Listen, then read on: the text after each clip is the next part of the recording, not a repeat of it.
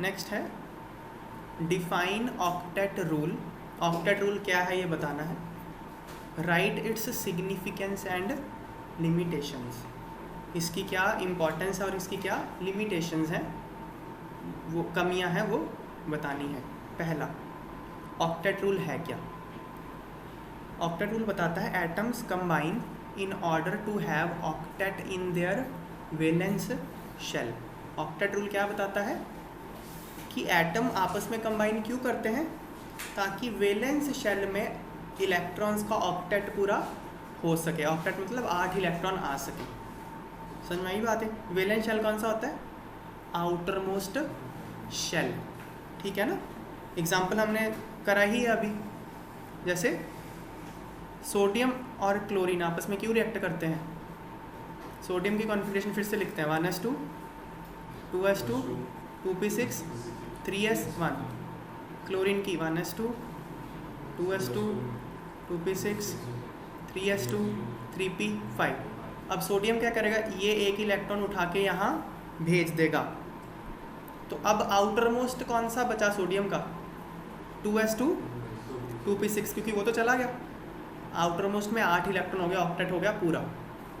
यहाँ पे outer most है थर्ड शेल, 3s2 3p6 हो जाएगा, एक यहाँ आ जाएगा तो ऑक्टेट हो गया पूरा। तो दोनों का ऑक्टेट पूरा, तो ये डील डन हो जाएगी, डन पक्की डील हो जाएगी, इनमें बॉन्ड बन जाएगा। ऑक्टेट पूरा करने के लिए ही एटम्स आपस में कंबाइन करते हैं। ये है octet rule. Atoms combine in order to have an octet in their valence shell. फिर क्या, this combination of atoms takes place. तो एटम्स के बीच में जो कॉम्बिनेशन है वो कैसे होगा, या तो by transfer of valence electrons from one atom to other, या तो इलेक्ट्रॉन का ट्रांसफ़र हो जाएगा एक से दूसरा, या फिर इलेक्ट्रॉन्स शेयर हो जाएंगे। अभी हमने पिछले क्वेश्चन में देखा शेयर कैसे होते हैं, है ना। जैसे मान लो 2 क्लोरीन को करना हो, फिर से वही बात बता रहा हूँ। क्लोरीन का आउटर मोस्ट मैं बनाऊंगा तो ऐसे बनेगा। आउटर मोस्ट में 3s2 3p5 7 इलेक्ट्रॉन है उसके आउटर मोस्ट शेल में। तो जब ऐसे लुईस डॉट स्ट्रक्चर बनाते हैं उसके सिर्फ आउटर मोस्ट वाले दिखाते हैं, सिर्फ आउटर मोस्ट, और नहीं दिखाने। तो 7 दिखा दिए, एक क्लोरीन ये, दूसरा ये, सिर्फ आउटर मोस्ट दिखाए। तो एक एक दोनों शेयर करेंगे, एक इसका एक इसका, ये हमने कर लिए शेयर। तो shared electron belongs to both the atoms. Green circle के अंदर देखो, क्लोरीन के पास, हर क्लोरीन के पास 8 हो चुके हैं। तो जितने वो शेयर करेगा एक क्लोरीन एटम, उतने ही उसको मिलेंगे। तो इसने एक शेयर किया, एक मिल गया, एक शेयर किया, एक मिल गया। ऐसे ही इसने भी एक शेयर किया, एक मिल गया। तो दोनों को एक एक मिल गया। एक ही कम था क्लोरीन में, वो पूरा हो गया।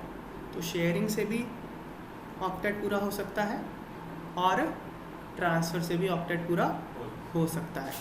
ऑक्टेट रूल क्या है, समझ में आ गया। अब इसका इम्पॉर्टेंस क्या है। Octet rule helps to figure out how atoms will bond with one another. Octet rule से हमको ये पता करने में मदद मिलती है कि 2 एटम्स के बीच में बॉन्ड कैसे बनेगा, ठीक है ना।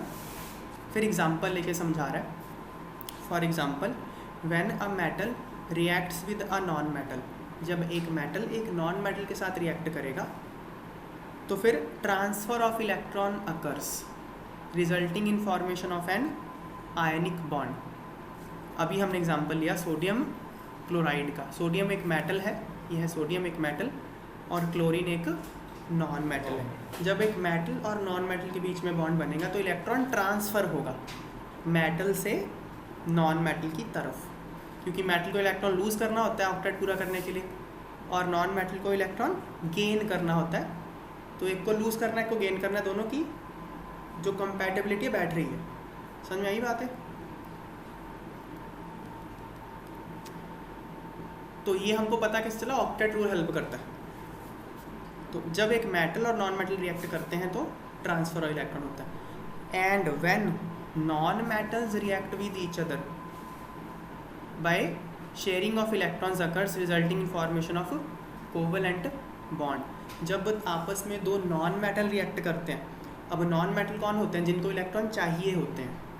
तो दोनों को चाहिए तो कोई डोनेट तो करेगा नहीं, फिर शेयरिंग होगी। भाई तुझे भी चाहिए, मुझे भी चाहिए, शेयर कर लेते हैं, है ना। जैसे एग्जांपल Cl2 में एक क्लोरीन ये रहा, दूसरा क्लोरीन ये रहा, दोनों को एक एक इलेक्ट्रॉन चाहिए, तो दोनों एक एक कंट्रीब्यूट करते हैं कि एक मैं देता हूँ तो तू ले ले, एक तू मुझे दे दे मैं ले लेता हूँ, शेयर हो गया। तो ये पता कैसे चला? ऑक्टेट रूल से, तो दोनों को ऑक्टेट पूरा करना था अपना। सिग्निफिकेंस चल गई पता ऑक्टेट रूल की। क्या हेल्प करता है हमको ऑक्टेट रूल? दो एटम के बीच में जब बॉन्ड बनेगा तो इलेक्ट्रॉन ट्रांसफ़र होंगे या शेयर होंगे, ये प्रिडिक्ट करने में हेल्प करता है। और एक जनरल रिजल्ट है, मेटल और नॉन मेटल के बीच में बॉन्ड आयनिक होगा बाय ट्रांसफ़र ऑफ इलेक्ट्रॉन, दो नॉन मेटल्स के बीच में बॉन्ड कोवेलेंट होगा बाय शेयरिंग ऑफ इलेक्ट्रॉन। फिर इसकी लिमिटेशन है। लिमिटेशन क्या है देखो, incomplete octet of central atoms, कुछ लिमिटेशंस हैं। जैसे पहली क्या है? Incomplete octet of central atom. Octet rule ये बोलता है जब भी बॉन्ड बनेगा तो हर एटम का ऑक्टेट पूरा होगा, इसलिए वो बॉन्ड बनाएगा, यही बोलता है ना। लेकिन हमको कुछ एग्जांपल्स मिलती हैं जिनमें ऑक्टेट पूरा है ही नहीं। AlCl3 देखो, जैसे एल्युमिनियम का एटॉमिक नंबर क्या है? 13 है ना। Configuration 1s2 2s2 2p6 3s2 3p1। Outer most shell में कितने इलेक्ट्रॉन? 3 इलेक्ट्रॉन। तो अगर मैं इसका लुईस डॉट स्ट्रक्चर बनाऊंगा क्या बनेगा? Al और 3 डॉट्स, सिर्फ आउटर मोस्ट शेल वाले दिखाऊंगा। Cl3 है, 3 Cl है, तो Cl 3 दिखा दूँ? लो 3 दिखा दिया मैंने। Cl के पास कितने इलेक्ट्रॉन होते हैं आउटर मोस्ट में? 7 होते हैं ना। 1 2 3 4 5 6 7 1 2 3 4 5 6 हो गए 7। तो 3 बॉन्ड बना दूं मैं इनके साथ, देखो 1 2 और 3। क्लोरीन को तो एक मिल गया ना, है ना। क्लोरीन का ऑक्टेट क्या हो गया? क्लोरीन का ऑक्टेट तो पूरा हो गया। एल्युमिनियम का क्या हुआ? एल्युमिनियम का तो पूरा ही नहीं हुआ। देखो एल्युमिनियम में 3 डोनेट किए, अपने डोनेट नहीं कह सकते, 3 शेयर किए एल्युमिनियम ने, 3 उसको आगे से मिल गए, हर क्लोरीन ने एक एक दे दिया, तो उसके पास तो 6 हो गए ना। तो करने कितने थे? एल्युमिनियम के पास सिर्फ 6 इलेक्ट्रॉन है, उसको चाहिए कितने थे? 8। उसकी तो कहानी बनी नहीं, लेकिन फिर भी AlCl3 एग्जिस्ट करता है। क्यों करता है? ऑक्टेट रूल नहीं बता सकता। समझ में आ गई बात है। सिमिलरली BF3 का देखो आप, BF3 बोरोन का कॉन्फ़िगरेशन 1s2 2s2 2p1, 5 होता है ना atomic number. Outermost shell में कितने इलेक्ट्रॉन हो गए? 3। तो बोरॉन 3 है लास्ट में, 1 2 3। फ्लोरीन में आउटर मोस्ट में कितने होते हैं? 7 है ना। Fluorine 1 2 3 4 5 6 7, fluorine 1 2 3 4 5 6 7, fluorine 1 2 3 4 5 6 7। 3 तो बॉन्ड बना लेगा ऐसे ऐसे करके, तो फ्लोरीन का तो काम चल गया, है कि नहीं। बोरोन का चल गया, लेकिन बोरोन के पास तो 6 ही रहेगा ना। ये बात समझ में आ रही है नहीं आ रही भाई? 6 आ गए ना भाई बोरोन के पास, तो ऑक्टेट तो पूरा हुआ नहीं उसका, ना तो इसका पूरा हुआ, ना इसका, ना इसका। ऐसे सिमिलरली इनका में से किसी का नहीं पूरा हुआ। समझ में आ गई बात है। लिथियम क्लोराइड, लिथियम का तो ड्यूप्लेट हो गया पूरा। लिथियम का क्या होता है देखो, लिथियम क्लोराइड कैसे बना? लिथियम प्लस और Cl माइनस है ना यहाँ पे, आयनिक है ये। हालांकि इसमें कोवलेंट कैरेक्टर बहुत ज़्यादा होता है, पहचान ज़रूर लगेगा। तो लिथियम का atomic number 3, 1s2 2s1। Chlorine का 1s2 2s2 2p6 3s2 3p5। तो अब यहाँ पे क्या होगा? एक इलेक्ट्रॉन यहाँ से यहाँ चला जाएगा, तो क्लोरीन का तो आउटर मोस्ट ऑक्टेट हो गया पूरा, इसका तो ऑक्टेट क्या दूर दूर तक नहीं पूरा हो पाएगा। 1s2 इसका ड्यूप्लेट पूरा हो गया ना, ड्यूप्लेट हुआ पूरा, ऑक्टेट नहीं हुआ। ऑक्टेट रूल ने तो ये नहीं कहा ना कि ड्यूप्लेट पूरा कर लो। एक्सप्लेनेशन ठीक है कि भाई नियरेस्ट नोबल गैस बन गई, लेकिन ये ऑक्टेट रूल की एक्सप्लेनेशन नहीं है ना। तो हम तो ऑक्टेट रूल की लिमिटेशन पढ़ रहे हैं। समझ में आई बात? देखो वो लोग एग्जिस्ट करते हैं, इसका कोई ना कोई एक्सप्लेनेशन तो होगा ही, पर वो ऑक्टेट रूल नहीं बता सकता क्या है। डिफरेंस समझ में आया? पहला लिमिटेशन क्या है ऑक्टेट रूल का, कि कुछ ऐसे स्पीशीज़ होते हैं जिनका ऑक्टेट कंप्लीट नहीं होता पर वो एग्जिस्ट करते हैं, ठीक है। अगला, ये मैंने सबकी यहाँ स्ट्रक्चर बनाई हुई है एक एक करके, सारा आप देख सकते हो, ठीक है भाई। हालांकि ये ऐसे एग्जिस्ट नहीं करेगा, ये एडजस्टमेंट कुछ कुछ करता है, कुछ एडजस्टमेंट करेगा, डाइमर वगैरह बन जाता है ये, पर वो ऑक्टेट रूल इसको नहीं एक्सप्लेन करता कि ये कैसे हो गया। फिर है ऑड इलेक्ट्रॉन मॉलिक्यूल्स। देखो ऑड इलेक्ट्रॉन मॉलिक्यूल का कभी ऑक्टेट पूरा हो ही नहीं सकता है। अगर ऑक्टेट पूरा होगा नंबर ऑफ इलेक्ट्रॉन तो इवन ही होंगे ना भाई, 8 इवन होता है ना। तो जो ऑड इलेक्ट्रॉन मॉलिक्यूल्स हैं वो फिर कैसे एग्जिस्ट करते हुए, समझ में आई बात। लेकिन देखो NO है, जैसे in molecules with odd number of electrons like nitric oxide, nitrogen dioxide, the octet rule is not satisfied for all atoms. NO देखो, नाइट्रोजन के पास आउटर मोस्ट में कितने इलेक्ट्रॉन होते हैं नाइट्रोजन के पास, बताओ 5। आउटर मोस्ट में 5 हो गए, बना दिए 5। ऑक्सीजन के पास आउटर मोस्ट में कितने, बना दिए 6। तो ऑक्सीजन के पास 6 हो गए, तो उसको और कितने चाहिए ऑक्टेट पूरा करने के लिए, 2। तो अगर उसको 2 चाहिए तो वो 2 बॉन्ड बनाएगा, ठीक है ना। लो बना लिए, ऑक्सीजन का काम तो हो गया पूरा। अब नाइट्रोजन क्या करे, नाइट्रोजन के पास कितने रह गए, 7 ही रह गए, ऑक्टेट तो पूरा हुआ ही नहीं। ये बना इसका स्ट्रक्चर, देखो नाइट्रोजन का नहीं हुआ ना पूरा। सिमिलरली NO2 का NO2 में यहाँ एक कोऑर्डिनेट बॉन्ड होता है, एरो दिखाया ना इसे, देखो नाइट्रोजन ऐसे 5 इलेक्ट्रॉन, O ऑक्सीजन के पास 6, लो 1 2 3 4 5 6 हो गया। ये ऐसे है ना। अभी तो मैंने सिर्फ आउटर मोस्ट इलेक्ट्रॉन ड्रॉ किए, अब क्या करूँ मैं, इन दोनों में क्या बना दो, बॉन्ड। तो इस ऑक्सीजन का घर हो गया पूरा, 8 हो गए ना। अब यहाँ नहीं मैं बॉन्ड बना सकता 2, अगर मैंने अगर मैंने इस ऑक्सीजन के साथ इसके बॉन्ड बना दिए ना, ये वाले ऑक्सीजन का काम तो चल जाएगा, लेकिन नाइट्रोजन का क्या होगा, देखो एक तो ऊपर रहेगा इलेक्ट्रॉन नाइट्रोजन का, 2 इधर 2 इधर। अगर मैं मान लो इस तरफ बॉन्ड बना देता हूँ 2, क्योंकि ऑक्सीजन को 2 बॉन्ड बनाने हैं, ये तो तैयार है, लाओ बना देता हूँ मैं। लेकिन अगर बना लिए तो नाइट्रोजन के पास कितने, 9 हो जाएंगे इलेक्ट्रॉन, 2 2 2 2 2 4 × 2 प्लस 1 9 वो रख ही नहीं सकता नाइट्रोजन, जगह ही नहीं है। बात समझ में आई है। सेकेंड पीरियड के जो एलिमेंट होते हैं वो मैक्सिमम 8 इलेक्ट्रॉन रख सकते हैं, 2s और 2p बस। इसमें 2s और 2p में 2 यहाँ रखेंगे, 6 यहाँ रखेंगे, 8 से ज़्यादा रख ही नहीं सकते। तो ये बॉन्ड बनाने से रहा, तो क्या करेगा फिर, ये डोनेट कर देगा, ये दोनों इलेक्ट्रॉन क्या करेगा, डोनेट कर देगा। डोनेट नहीं कह सकते, मतलब खुद ही शेयर करेगा ऐसे, कोऑर्डिनेट बॉन्ड। तो ये जो बॉन्ड बना, इस बॉन्ड में दोनों इलेक्ट्रॉन नाइट्रोजन की तरफ से आएंगे। ये बात समझ में आ गई। एक ही करेगा नहीं, ऐसे एक करने से फिर ऑक्सीजन का काम नहीं चलता ना, ऑक्सीजन का नहीं चलेगा। तुम करके देखो, एक देखो नाइट्रोजन 2 इधर, 1 बच गया, 2 बच गए थे ना ऐसे, ऑक्सीजन का ऐसे आ गया 1 2 3 4 5 6, ठीक है। तो अगर ये एक देखो, अब ऑक्सीजन को 2 चाहिए ना, मान लो मैं,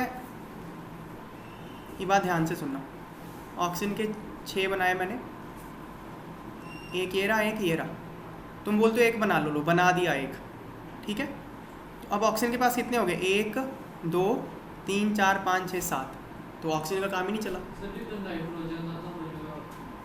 नहीं तो दोनों का करना है ना।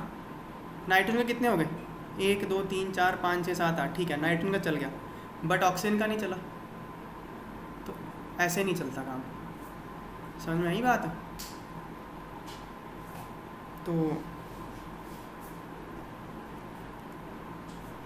नाइट्रोजन का खुद का ऑक्टेट तो कंप्लीट नहीं, हाँ नहीं है, कोऑर्डिनेट बॉन्ड कैसे होगा, कोऑर्डिनेट बॉन्ड बनाने में कोई चक्कर नहीं है, डोनेट कर देगा वो।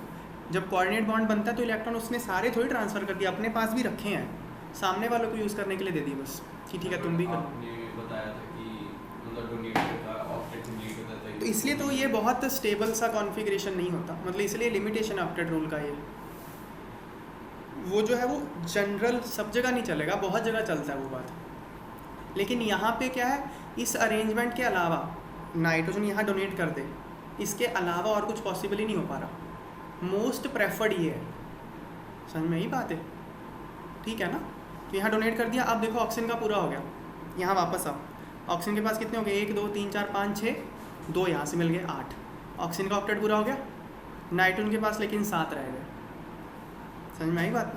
अगर चॉइस हो ना कि ऑक्सीजन का ऑक्टेट इनकम्प्लीट छोड़ें या नाइट्रोजन का ऑक्टेट इनकम्प्लीट छोड़ें, तो आप नाइट्रोजन का छोड़ सकते हो, समझ में आई बात है।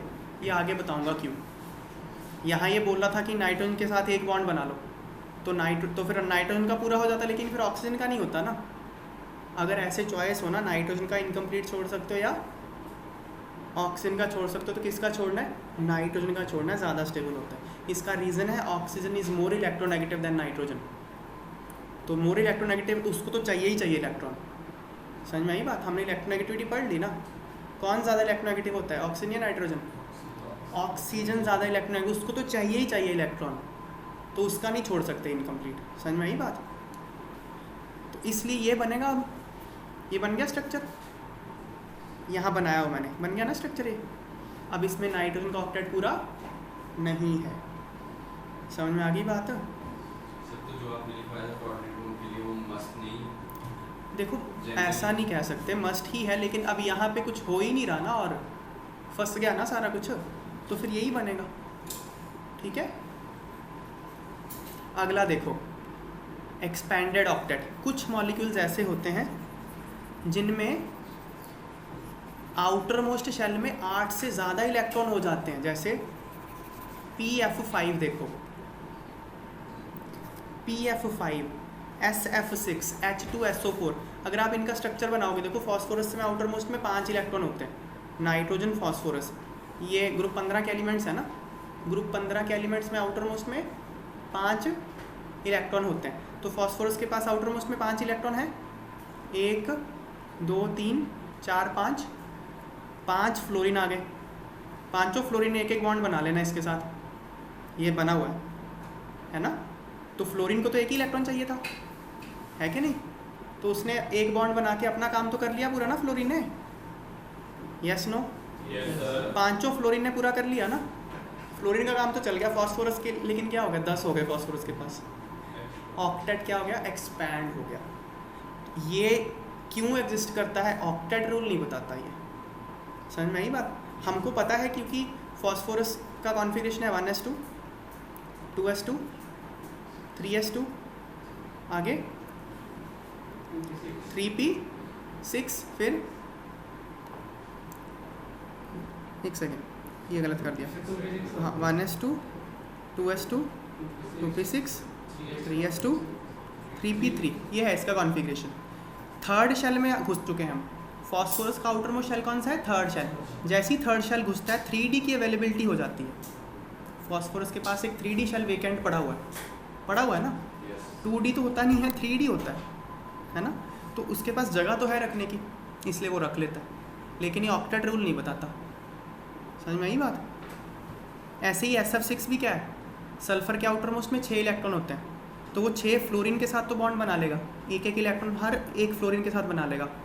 फ्लोरीन का काम तो चल गया, लेकिन सल्फर के पास हो गए 12, ऑक्टेट हो गया एक्सपैंड।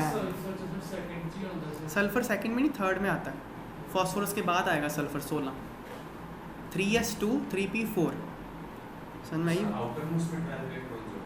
हाँ हो ही गए ना, ठीक है ना। 12 बॉन्डिंग में आउटर मोस्ट शेल ही पार्टिसिपेट करता है ना इलेक्ट्रॉन। देखो 1s2, 2s2, 2p6, 3s2, 3p4, ये है सल्फर। ये वाले इलेक्ट्रॉन पार्टिसिपेट करेंगे ना बॉन्डिंग में 6, ये जो 6 इलेक्ट्रॉन सल्फर के ये वाले हैं, कौन से हैं ये, 3s2, 3p4 वाले ही है ना। तो फिर आउटर मोस्ट में 12 हो गया। हालांकि वो 12 यहाँ फिट नहीं आएंगे, ये रीऑर्गेनाइज होगा, वो हम वैलेंस बॉन्ड थ्योरी में करेंगे। आप ये मत सोचना 3s2, 3p4 में मतलब s और p में घुस गए 12, ऐसा नहीं है, वो d यूज़ करेंगे अपना। 3D पड़ा हुआ है ना बगल में, नहीं p में नहीं जाते, ये सब मिला जुला के इसमें जाते हैं। ओके, एस पी डी सब में डिस्ट्रीब्यूट होते हैं। 86 होगा। नहीं, ऐसे नहीं होता, मैं बताऊंगा ना, रुक जाओ। मैं बोल रहा हूँ कि ये यूज़ करते हैं वो ऑर्बिटल, ठीक है ना। ये हम जब हाइब्रिडेशन पढ़ेंगे देखेंगे sp3d2 हो जाएगा ये, अभी नहीं समझ में आएगी बात। अभी इतना समझ में आ गया कि ये रख सकता है, अवेलेबल है स्पेस, ठीक है।